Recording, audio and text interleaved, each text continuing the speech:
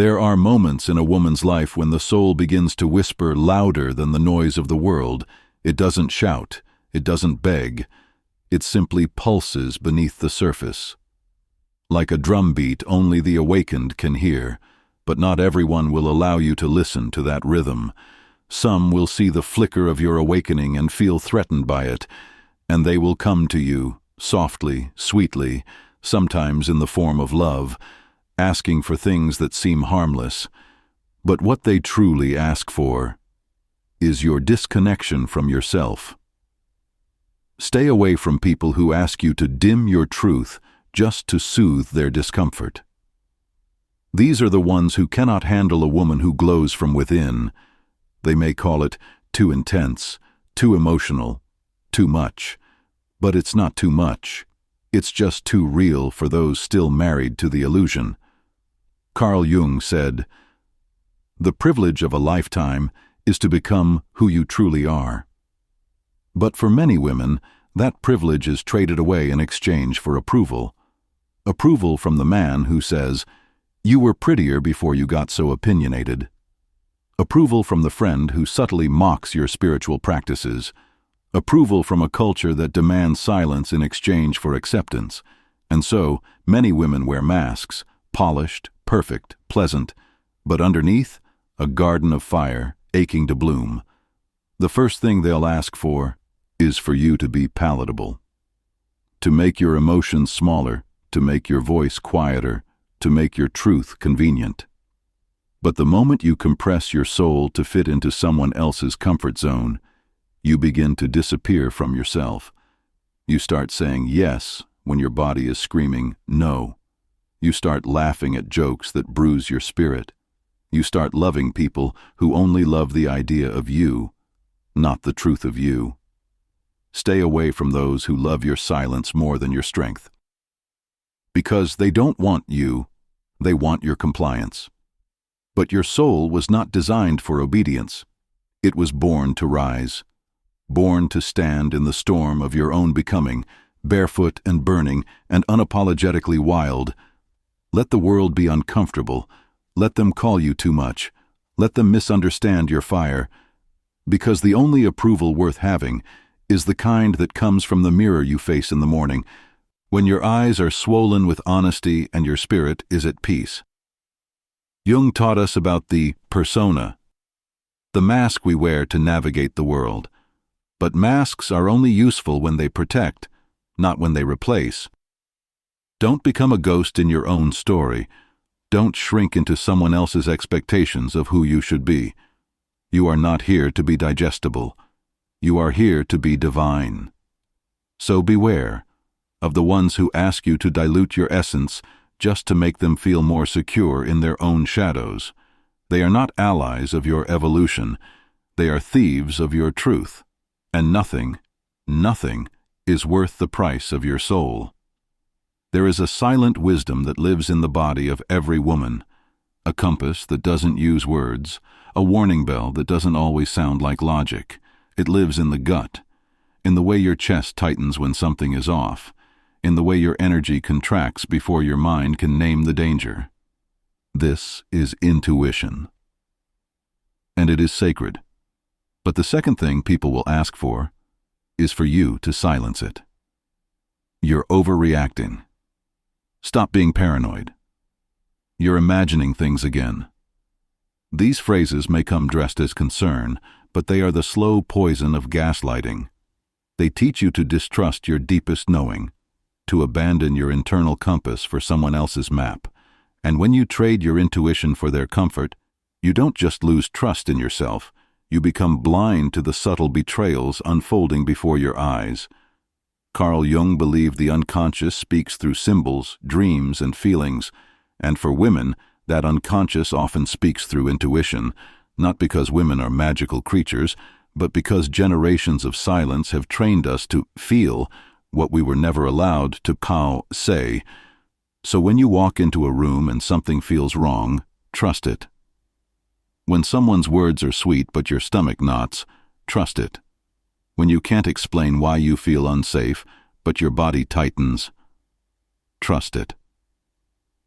Do not let anyone shame you for being sensitive to what can't be seen, because what they call sensitivity, Jung would call psychic attunement. Stay away from people who demand explanations before they validate your instincts. These are the ones who will leave you bleeding and then blame you for noticing. They will tell you, "You're being emotional," when you're actually being wise. They will say, "You're imagining things," when in truth, you are remembering patterns your body never forgot. These people aren't just dismissing your concerns, they are dismissing your right to feel what is real.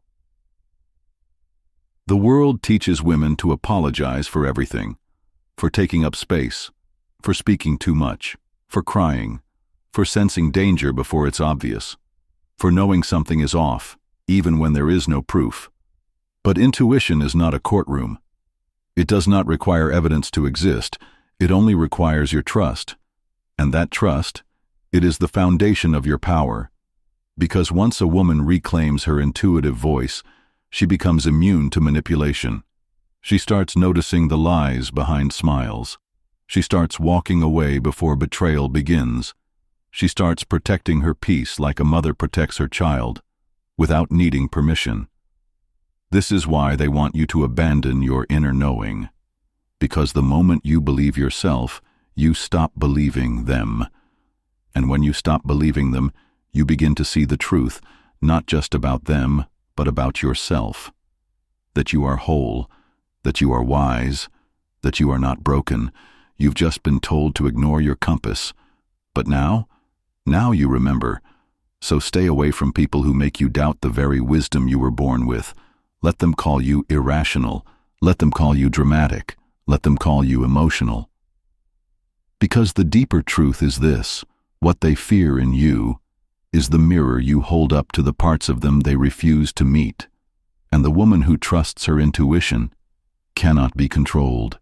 There's a silent job many women take on without realizing it. A job with no pay, no title, and no recognition, but one that drains the soul drop by drop. It's the job of holding everyone else's emotions while ignoring your own. And the third thing people will ask for is your emotional labor. They will not always say it directly, but you will feel it in the heaviness they leave behind. You will feel it in the way your phone buzzes only when they need fixing, soothing, explaining, healing. They come to you not to share the weight, but to place it entirely on your back. You become the therapist, the mother, the peacekeeper, the translator of their emotional chaos, all while your own pain goes unnoticed. Carl Jung taught that what we refuse to face in ourselves, we project onto others. And many people, especially those who have not done their shadow work, will unconsciously use you as the container for their unresolved grief, rage, fear, or shame. They will hand you their darkness like a gift, then resent you when you hold it too long. They'll say, "You're so good at listening. You're so strong. You always understand me." But what they really mean is, "I will keep breaking, and you will keep cleaning up the pieces." And if you say no, if you set a boundary, if you dare to walk away from their mess, suddenly you're selfish, you're cold, you've changed, but you haven't changed. You've simply stopped volunteering to be their emotional garbage can. Jung said that the unconscious is not evil, only unintegrated. But it is not your job to integrate someone else's soul at the cost of abandoning your own. Stay away from people who only come close when they're drowning, but disappear the moment you need a lifeboat. Stay away from people who use your empathy as a weapon against your peace. These are the ones who mistake compassion for servitude. They do not see you as a whole being, only a soft shoulder, a listening ear, a source of constant supply. And the truth is, they do not want you healed. Because if you were healed, you would no longer tolerate the weight of their chaos. Many women believe love means carrying someone else's pain. But that is not love. That is martyrdom. That is trauma bonding. That is codependency dressed in devotion. Real love does not require self-abandonment. Real connection does not demand that you become a therapist to someone who refuses to grow. You are not here to fix broken people who cut you while calling it love. You are not here to set yourself on fire to keep others warm. You are not here to perform emotional labor just because you know how to feel deeply. You are here to live, to feel your own feelings, to protect your own energy, to heal yourself. First, so beware of those who only love you when you're bleeding for them. They love the service you provide, at the expense of your own soul. And you, my dear, were not born to be a service. You were born to be a sovereign. Stop confusing usefulness with worth. Stop confusing exhaustion with compassion. Stop confusing being needed with being loved. Let them call you selfish. Let them call you cold. Because sometimes choosing yourself is the most radical act of love a woman can make. There is a fire inside you, not the kind that destroys, but the kind that creates. It whispers in your dreams. It shows up in the ideas that won't let you sleep. It flickers in the way you imagine a life. No one around you has the courage to live. This fire is your vision, and it is sacred. But the fourth thing people will ask for is to trade it away for their approval. That dream's not realistic. Why can't you just be normal? You should be more like her.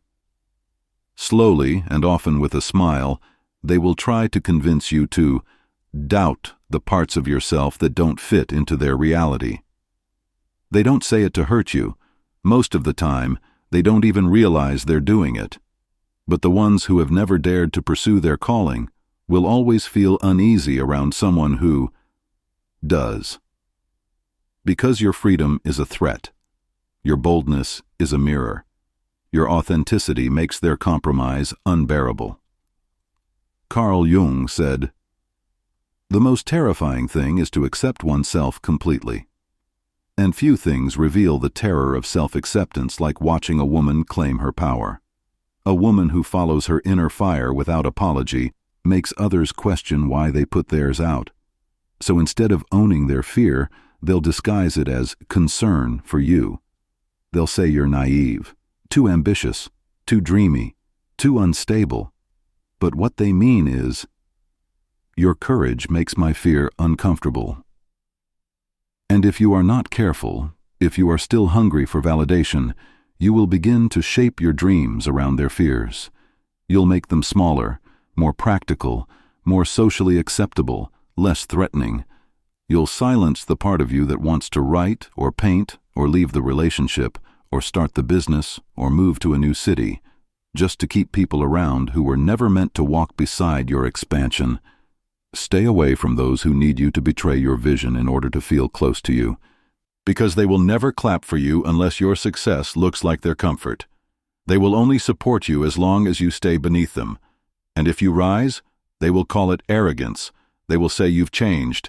They will say you forgot where you came from. But listen to me. You did not come this far to stay in rooms where your dreams must wear a disguise. You did not come here to be a carbon copy of someone else's limitations. You came here to build a life that turns your bones into poetry.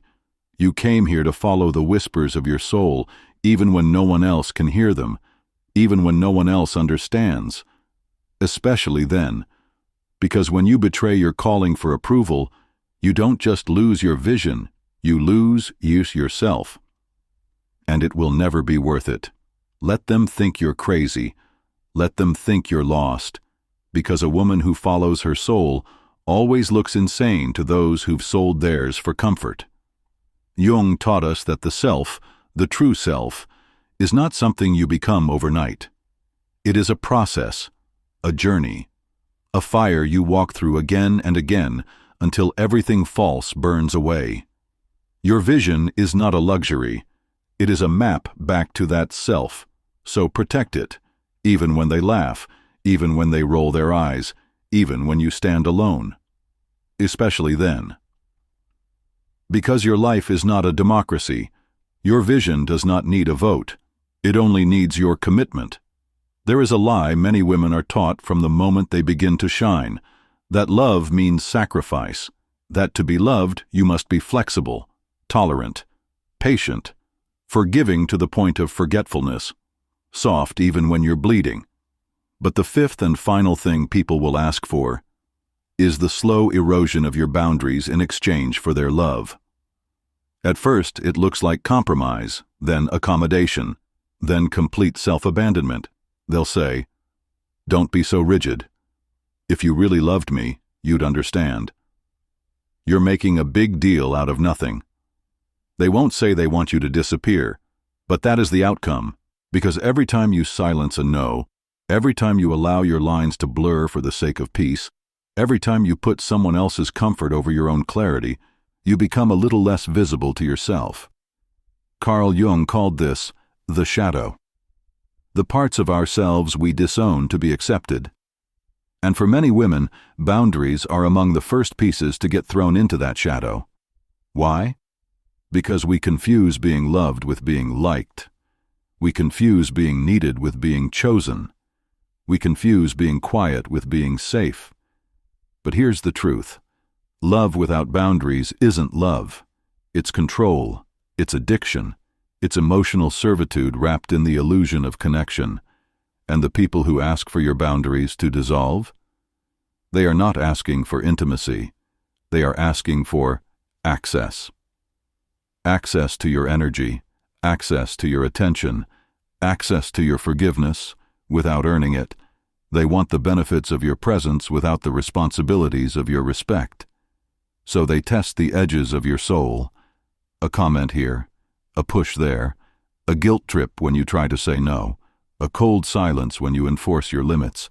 And if you give in, they learn that your love is available at the cost of your selfhood, but love that demands your disappearance is not love. It is dependence. It is fear dressed in longing. It is someone trying to escape themselves by consuming you. Stay away from people who treat your boundaries as betrayal. These are the ones who mistake control for closeness, who see your autonomy as rejection, who cannot love you unless you're constantly proving your loyalty by surrendering your space. They do not want to meet you. They want to merge with you, to blur the line between you and them until they no longer have to face their own emptiness. But you were not born to be absorbed. You were born to be held, not handled, respected, not reshaped. You do not have to bleed in order to be worthy. You do not have to bend so far that you forget how to stand. You do not have to earn what should be offered freely.